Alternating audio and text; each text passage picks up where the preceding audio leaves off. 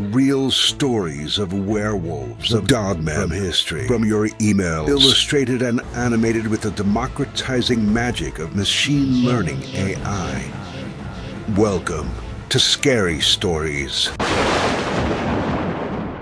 My worst enemy gave me a dogman pup.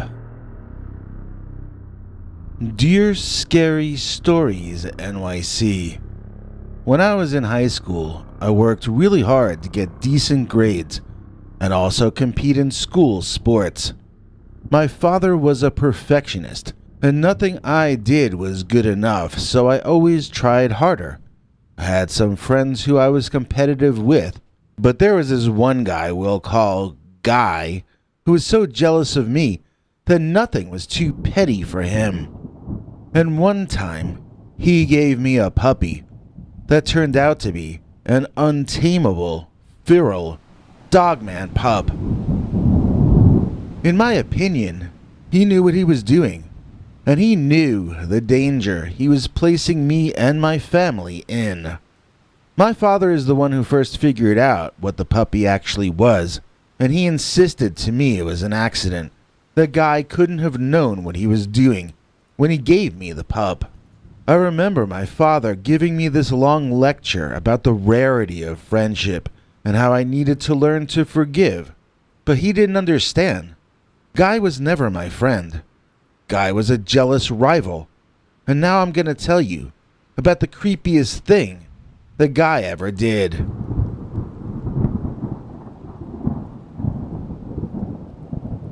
It was my 18th birthday party, and I had sort of open invited everyone in any of my classes. I was really surprised when Guy showed up, though. He had never said a single nice thing to me in all the time we'd known each other. So alarm bells went off in my head when I saw him showing up early to my party with an evil grin on his face. He was leading a cute little puppy on a leash, and as soon as he entered, all the women and girls present were all over that puppy. When Guy announced that this was his birthday present for me, all the females went "Aw," and I had no choice but to accept the gift. I knew there was something wrong with that dog before even accepting him, though, just because of who was giving him to me. So at first, everyone loved Freddy the Dogman. My sister named him Freddy after Freddy Krueger because he had such long and sharp claws. He also didn't seem to know his own strength, and he knocked things over wherever he walked. He would steal the comfortable part of the bed or the couch, and then he wouldn't budge. We all started to find him pushy and annoying. But then one day, my father came home while eating a hot dog. Freddy stole that hot dog right out of my father's hand, almost biting his fingers off in the process. That was kind of the final straw for my dad, and he let Freddy know how he felt about all of this by shouting at him. My father didn't usually raise his voice, but if you almost got your fingers bitten off, you might get a little exasperated too. So that was the moment when everything changed. My sister and mother and I all heard my father shouting, and we looked outside to see what was going on. What we saw happen was the dog lift up off the ground onto its hind legs, and we saw it posture in a threatening manner. Freddy was so tall when he reared back like that, he was looking down at my father and had a distinct height advantage. He also clearly considered himself the alpha, not my father, and that meant my dad's life, maybe all our lives, were literally in danger.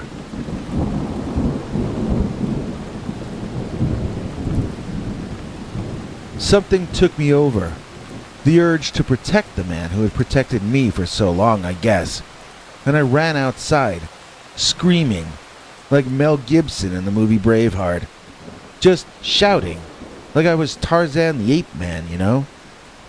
I had wanted to bring a weapon with me, But all we had in the front room of our house that looked like it might pack a wallop was an empty flower pot made of heavy brown hardened clay. Armed with my flower pot, I ran over to stand together with my dad, who I thought would be happy to see reinforcements arrive. Instead, I saw his face completely pale. I think my dad saw himself as a goner, and the only thing my arrival changed was that now his son was a goner too. But Dad only thought that because Dad was smart and logical. He continually underestimated the power of complete insanity to get the job done where rationality had already failed. The dogman did not want to deal with both my father and his lunatic, annoying freak-out son. I'm not trying to say that he ran away from us in fear, but Freddy did turn around, and Freddy did leave. He wasn't afraid of us, he was just over us. He didn't need anyone to bring him Alpo any longer. Freddy had come of age, and he was a young adult dogman. He was not going to ever learn to behave. He was not going to be trainable. He was becoming a wild adult predator, and it had come time for him to start his own life in the great American wilderness. My father used to hate when I would get flowery and poetic talking about Freddy. His view of it was that the dog was too stupid to know a good thing when he saw it, whereas I would imagine aloud how I saw Freddy living wild and free, maybe finding a mate and siring a new generation of upright walking canids. My father would snort that Freddy was so stupid. He probably got run over by a truck before he got 2 blocks from his starting point. Either that, or maybe he got picked up by a dog catcher. In either case, the idea of grieving the loss of the creature was alien to my dad. Good riddance to bad rubbish is what he used to say, and my mother would go tisk tisk.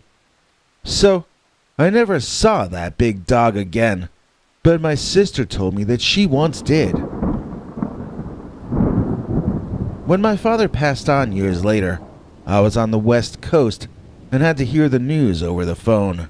It was my sister who called to tell me. She was calling from our old home. During the phone call, my sister looked out the window into the dark, rainy afternoon. She asked me to hold on for a second, and so I did. When she got back on the line, she told me that she had thought she was imagining it through her tears and through the rain. But it was true. It was really there. I started to ask her what she was talking about. What was there? But then I stopped, because I knew. She told me that it left when it saw her notice it out there. After that, during the rest of the period when she wrapped up my father's final affairs, my sister kept her eye out for Freddy the dogman. She never noticed him again, though. It seemed he just showed up that one day. Maybe to pay his final respects to my father. Maybe to get one more look at my sister. Or maybe he was just there randomly for no real reason. That seems unlikely, but I'm a human, not a dogman, so I can't really know. The only thing I can say for sure is that my teenage years were made a bit more memorable because my worst enemy gave me a dogman pup. My little dog scared off a werewolf. Dear Scary Stories NYC. I remember one winter when I was very young, when our family and friends were besieged by a big dogman for months. None of us had the nerve to stand up to the creature until the smallest one among us proved to be the bravest. We were a group of families set off in the woods by ourselves. There used to be more of a town there, but business moved elsewhere, and soon there were just the 5 families as we referred to ourselves. We were like our own little city-state. These days I hear everyone use the term doggo to affectionately refer to their pet canines. The first time I ever heard the word, though, it was the name of my little sister Andrea's pet dog. She had named him Doggy when he was a puppy, and when he later grew into an adult, she felt his name should change to Doggo, which to her sounded more grown up. But Doggo never got all that big. Even at his full adult size, he was still a little yappy dog. Doggo wasn't even allowed in the backyard alone, because he was small enough to dig under the fence like a rat or a mole and get away. Okay, remember that part, because it gets to be important later in my story.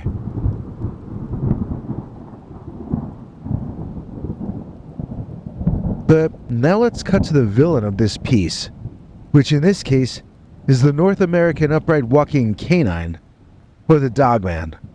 When the dogman first started coming around, he was a scavenger and a pest. He would knock over our garbage cans to eat what was inside. We got bear-proof cans, and then that dogman started breaking into people's houses and stealing their food. One of the families told us that they were bringing groceries into the house from their car, and the dogman grabbed a bag of meat and ran off with it. I didn't get to see that myself, but it sounded like they were saying it bit the bag and held it in its mouth as it ran away on its hind legs, leaping over hedges and other obstacles to get away before any of the humans had time to react at all.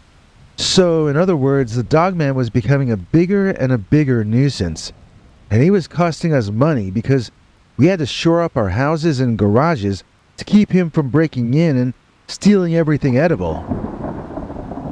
We were also very intimidated by this creature. He was getting braver and braver, and my parents told us kids that it might attack a human sooner or later. They were especially concerned that it was getting more familiar with us and less frightened of retaliation. My sister cried every single night after that warning, convinced that the dogman was going to break in and eat her while she slept. Eventually, our entire family slept in one room upstairs together with no windows in it. That was how scared we had all gotten of the creature. So one day, Andrea was walking around looking for her little doggo. She was going through the house and calling out to him. He would usually yap from wherever he was and come out happily running to her, but not on that day. Suddenly we could all hear doggo yapping, but the sound was coming from outside, in front of the house. We ran to the windows and looked out, but none of us could believe what we were seeing. There was Doggo, all right. Somehow he had gotten out. He was standing on the street right in front of our house. He wasn't alone either. Standing there next to him, not up on his hind legs as usual, but now down on all fours, was the dogman itself. His teeth were bared, and so were tiny little doggos. It looked like we were about to see little Doggo meet his Waterloo, as they say. But Doggo was not ready to leave this world, and in fact he didn't even seem to realize that he might be in some sort of danger. When the big dogman made an advance toward him, Doggo backed off in shock that someone would ever be so mean to him. Then he sort of got this indignant look on his face. He charged at the much larger dogman, yapping and squealing like a chihuahua that someone stepped on the tail of. I swear to you, my entire family laughed at the reaction that came next. That dogman was way bigger than little Doggo. In fact, he was bigger than my dad. But that dogman almost leaped in the air when Doggo yapped and charged him. It was the funniest thing I got to see in my entire childhood. I remember seeing some old cartoon where an elephant was scared of a mouse, and this was like that. The dogman ran off on all fours with his tail literally between his legs, and my father ran outside to bring Doggo back in the house, before that dogman changed his mind and came back around.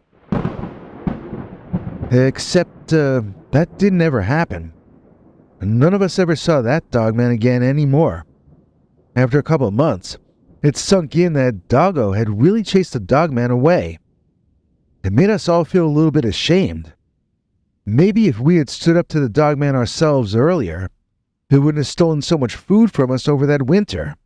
Maybe the real villain of this story was not the dogman after all.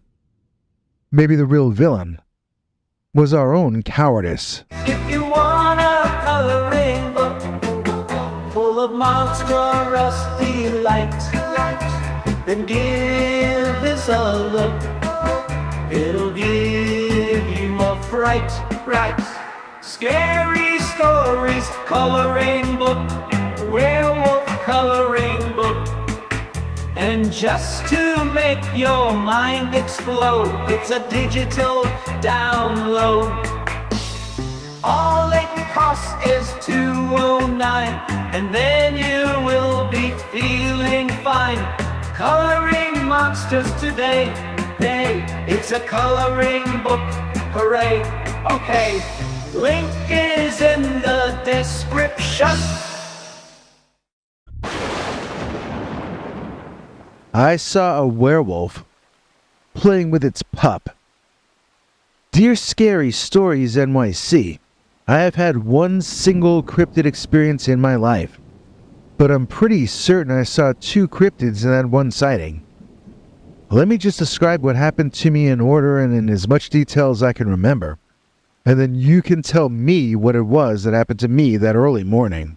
When I first moved to this rural part of Nomo or northern Michigan, I used to get up early before heading to work and jog on this forest path behind my house. These days I work from home and I run on a treadmill in my bedroom, but in those days I would watch the light change in the morning as I ran, and the sun slowly rose in the sky. It was incredibly peaceful. Well, until the morning when I discovered that I was not the largest mammal in those woods. Not by a long shot. So let's jump straight to the sighting. Now, I didn't see the big one at first, and the one I did see was not scary looking. It was a little puppy barking and jumping around, playing with a chewed up old tennis ball. Yes, it was occasionally up on its hind legs, but it would flop over each time and land comedically backward or sideways. I had no idea it was anything other than a normal puppy dog. Seeing it playing with something man-made like that tennis ball also made it seem like someone's pet, as it played around in the same silly manner that a tame puppy might. As I was jogging around the rightward turn in the path, I expected to see the owner or owners of this cute little pup as I rounded the curve. Well, I guess in a sense that is exactly what happened. Except it wasn't a couple of kids or a nice old lady who were in charge of this little baby doggy. It was a big, upright, walking wolf-like creature who seemed angry at the tiny pup. It had its teeth bared, and it posed as though it were about to pounce on the puppy and tear it to tiny bits. But when it did pounce, it did so in a playful manner, and the puppy reacted not with terror, but with joy, returning the mock attack in kind. This was not a larger creature about to devour a smaller one. This was a parent, playing with its offspring. This was an adult dogman training its pup in how to fight. But as all this information was flooding into my nervous system, the adult dogman noticed I was jogging closer and closer to it and to its pup. As its eyes locked onto mine, I noticed that it didn't seem too happy to see me getting so close to its offspring. As big as the creature was, it somehow made itself seem even bigger than that once it became aware of my presence. It loomed over me and took a step out into the lane toward me, effectively blocking my path. I could have tried to run around it, but it might have been able to grab me or maul me if I did that. So I did not do that. I sort of started running backward and sideways. I withdrew from the scene, heading back in the direction I had come in, but I did not risk looking away from those two creatures until they were well out of my sight. And once they were, believe me, I sprinted for home. The adult of the two, I don't know enough about canines to tell you if it was the mother or the father. I didn't notice its plumbing, let's just put it that way. But that was a real werewolf, as Linda Godfrey used to call him. That was a dogman, or else a dog lady. That puppy had a dog dad or a dog mom, I'm not sure which. And that's the only part of that story that I'm sure of. It's a classic pullover, play with the scary stories, got it. It's a classic pullover,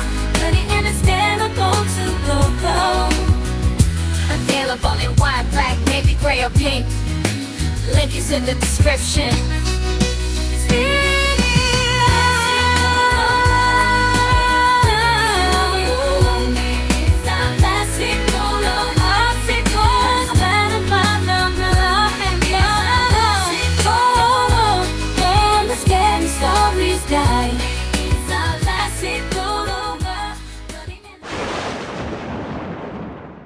My little German shepherd made friends with a dogman. Dear Scary Stories NYC. For a couple of years when I was a kid, my father and I lived illegally with our pet German shepherd Grover in the Rat Lake Swamp area of Wisconsin. And when I say the area, I mean we basically lived in the swamp, except when we would get found out. And then we'd go on the run and find some other place to camp for a while. It wasn't illegal for us to be carrying camping equipment from one place to another, so we tried to limit our experiences with law enforcement to those times when our tents were in our backpacks and we were on the move. Because Dad didn't want to get found out, we would camp in some places that were even hard for the forest rangers to get to. In that way, we almost always managed to stay hidden. Unfortunately, one of the best hiding spots we ever found was also close to the home of this big dogman. He kept coming around and bothering us whenever Grover was taking a nap inside the tent. That dogman stole my trail mix one time, and I don't even think dogs like trail mix. In fact, I know they don't. So this was a big, bad dogman, like a werewolf kind of a beast. I saw him up on his hind legs, and he was 1.5 feet taller than I was. I saw him down on all fours, and he was still as tall as me, looking me directly in my eye. Yeah, we had a few run-ins with him, but in retrospect, all he actually did was scare us. We didn't know at the time that he wasn't going to try and eat us, though. Whenever I saw this creature, he looked unhappy that I was there. He looked hungry, too. He never seemed to be gone for too long. He was always haunting us while we camped in that part of the woods. So the advantage was that the rangers steered clear of that part of the forest, but the disadvantage was that we could clearly see why they did. So Grover the dog was not a young pup. He was an old fellow, and he was about 2 years from leaving us. None of us knew how old he was when he went, but he was old in dog years. So by this time, we had to walk around much of the day just to stay free. And Grover would jump inside a tent every time we pitched one. He'd fall asleep faster than any dog I'd ever known. Obviously, he was also a sound sleeper, considering he never woke up when that dogman came around to bother me and Dad. But one night, when we had caught some weird-looking kind of fish in the swamp, both Grover and the dogman came around sniffing the air at the same time, for the first time. One thing about Grover was that he was always lined up first for dinner. I guess this dogman figured the same thing, though, so the two of them practically bumped into each other before they even took notice of each other. At first, of course, the big one took an interest in the smaller one. I mean to say he took an interest in making sure that little dog didn't think he was going to be getting any of that weird little swamp fish that was cooking on the fire. I felt like I was going to be sick. Grover was the only reminder that Dad and I used to be part of a normal family, with a real house, and a real address, and all that stuff. There's really nothing wrong with being nomads if that's your choice, but we ran to the woods as our last chance for survival. It wasn't what we wanted to do. It was what we had to do. So I always wished we could get a place to live again before Grover's final days came. And we did manage to do that later on. But when I heard that big dogman that had been bothering me and my dad growling at little Grover, I nearly lost it. I didn't know what to do, and I stood up to run over there and intervene.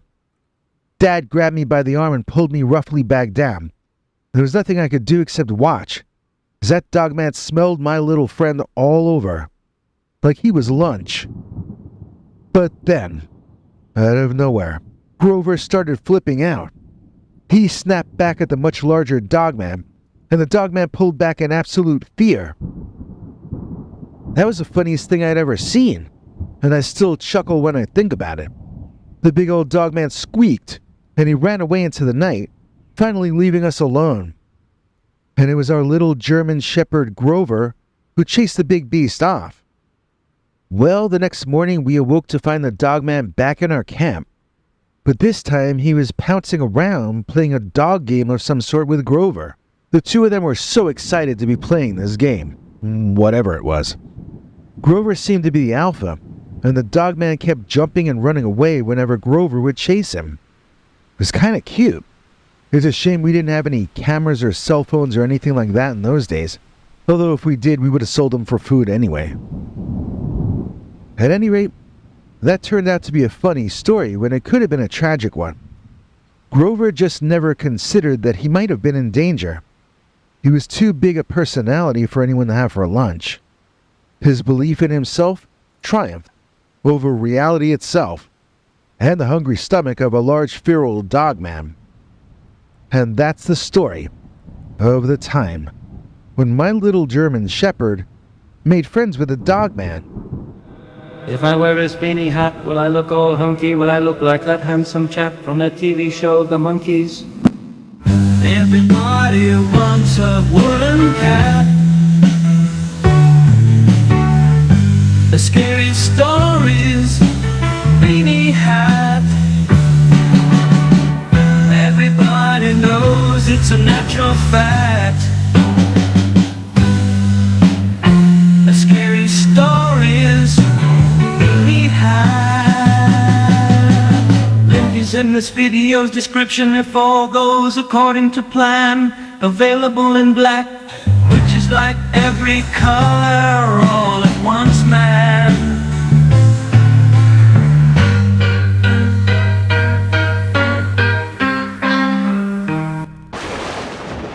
Today we've got an allegedly true story of a family back in the 20th century who captured two upright canids and attempted to tame them to be family pets. So let's jump straight into the strange tale that we're calling My Family Held Two Dogmen Captive. Dear Scary Stories NYC, I come from a really weird family. Everyone is an eccentric, to say the least. Each of us has a story to tell, and it's always an odd one. Some of us live in haunted houses. Others of us claim to be lifelong abductees of space aliens. Some of us are so weird that we believe what we're told by TV. The only relatives I've got who are normal and fit well into society are non-binary individuals who won't talk to me because I'm really dumb about remembering their pronouns. These people all work in prestigious institutions and look down on the rest of the family, but unlike them, the rest of us are just plain weird. The world calls us what we are: oddballs. Perhaps the oddest story I'm aware of in my family history happened on my Uncle Fritzy's side of the clan. Uncle Fritzy's great-grandfather, I think, or maybe he was a great-great-uncle or something, was this guy back in the early part of the 20th century who we can call Herschel. Now, Herschel claimed to have captured two young upright dogs and attempted to tame them. Are there any pictures of this? No. Is there any proof at all besides the family story? Of course not. Herschel didn't alert the press because he didn't think it was any big deal. After all, they were just dogs who walked like humans. Who would care about that, right? Like I said, Herschel was weird. This weird man was already in his 50s when the story took place. He had 3 adult sons, all of whom had their own wives and children and houses, because that's what people did back in the 20th century. They had jobs that afforded them to live with self-respect. You don't have to take my word for it. You can look this up. In fact, I urge you to look up as many things as possible. It helps you to figure out for yourself what's real and what's not in life. Of course, you can't look up my weird great-great-great-uncle or cousin Herschel, because that weirdo left almost nothing behind except his house when he left this world, and that, the house, was torn down to put up a parking lot. Herschel was not a hunting man. but he went along on a hunt with some men who were.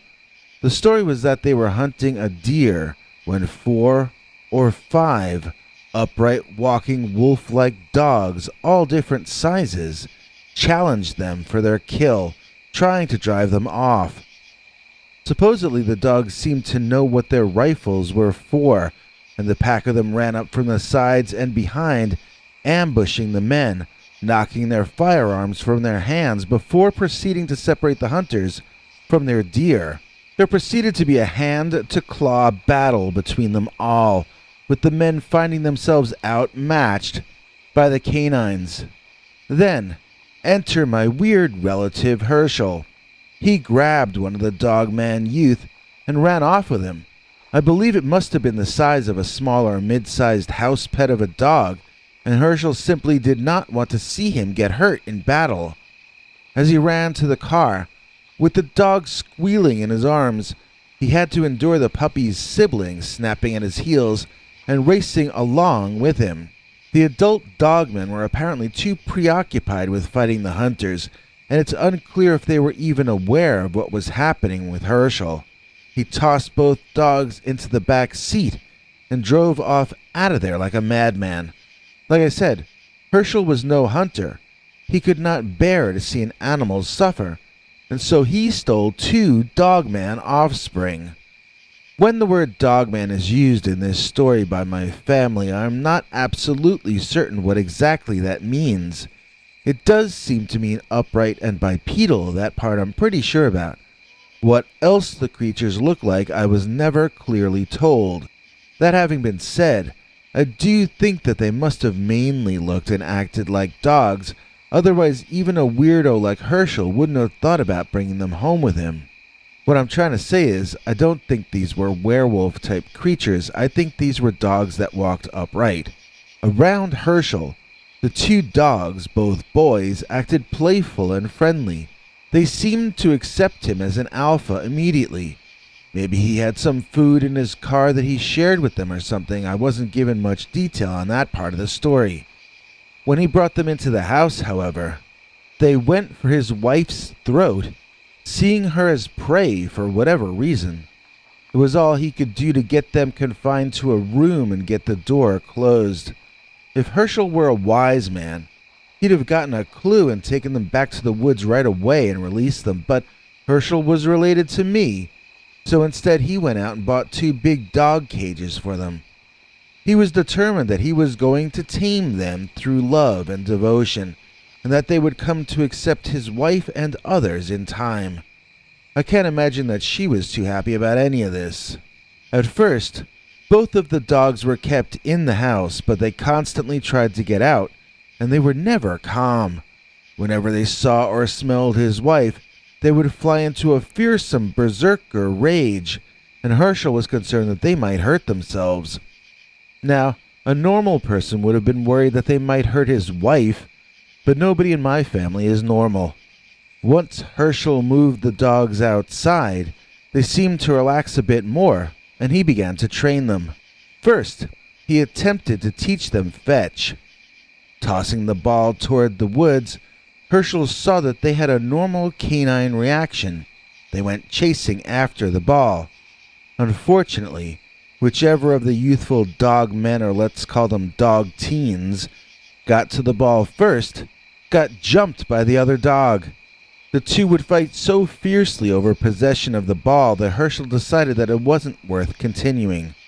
He got in contact with a dog obedience school and tried to ingratiate himself with the main instructor.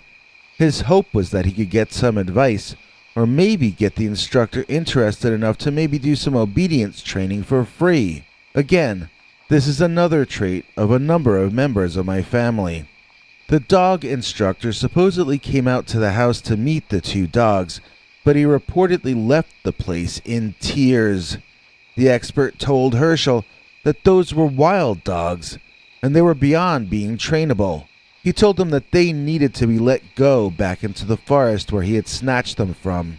Herschel was a hard-headed man, however, and he still felt that these dogs were destined to become his own personal, friendly, and lovable family pets. Herschel bought a book on dog training, or found one in a library more likely, and he set about training them. At first, everything went surprisingly well. They were both very smart and learned extremely quickly. The problem was, each time he brought his wife outside to show her how well trained they had become, the two dogs would leap for her throat again, and she would need to run back inside. The dogs would behave for Herschel, but they would not behave for anyone else, or even when anyone else was around. Herschel's marriage was on the rocks, and still he had no plans of giving up on the dogs, who he had named Romulus and Remus. At the behest of Herschel's wife, two of their sons agreed to come over and check out the situation for themselves. When Herschel brought the two young men over to the dog cages out back, the canines began growling, and their hair stood on end. The sons gave the commands Herschel had told them beforehand to give, and he stood with his hands on his son to make it clear that these were two alphas, and that they were endorsed by Herschel himself. It didn't matter. Their bonding was to Herschel and Herschel alone. They were either deranged, or else they were just a different kind of animal from an ordinary canine. Over dinner, both sons said this to Herschel. They sided with their mother and against the young strange dogs. Herschel now had 3 members of his family urging him to take these wild dogs back to the woods where he found them before something terrible happened. Herschel disagreed with every notion they presented and was completely inflexible on the subject. And then came a terrible racket from the backyard. The cages were rattling. There was barking. There was whining. And over all of the horrible noise arose a howling unlike any that the family had ever heard before. Fearing that the dogs had gotten out and were menacing a neighbor's pet, or God forbid a neighbor, all 4 of them ran out back to see what was going on. Well, I can't really tell you the rest of the story here on this channel, to be honest. The story is completed, but I've got to put it on our members-only channel. You'll see why when you check it out over there. If you aren't a channel member yet, you can become one easily by clicking the join link under this video. Plus, you can join for as little as 99 cents a month, although you do get more perks if you join at the $3 or $7 or $10 levels, obviously. Hope to see you there. Otherwise, we'll be back with a more normal episode tomorrow right here. Same dog time, same dog channel. Till then. Thanks, Biggie, and thanks to all of you for watching this far. If you liked it, please click like. If you'd like to see more of our work, please subscribe. And also click that bell icon if you'd like to be notified when we put out a new episode. To become an executive producer, you can donate to us through the thanks button under each of our videos, or through our paypal.me/PeterBernard209 page.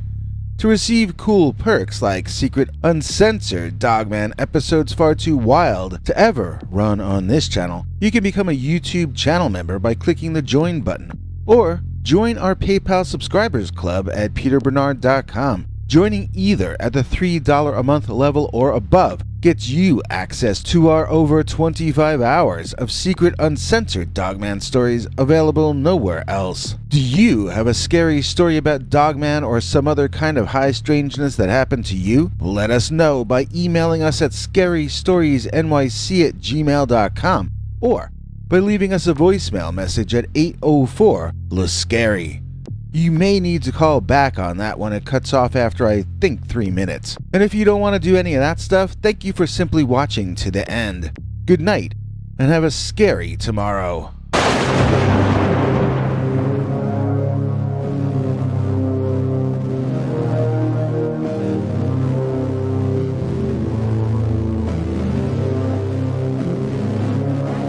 Come back for more scary stories.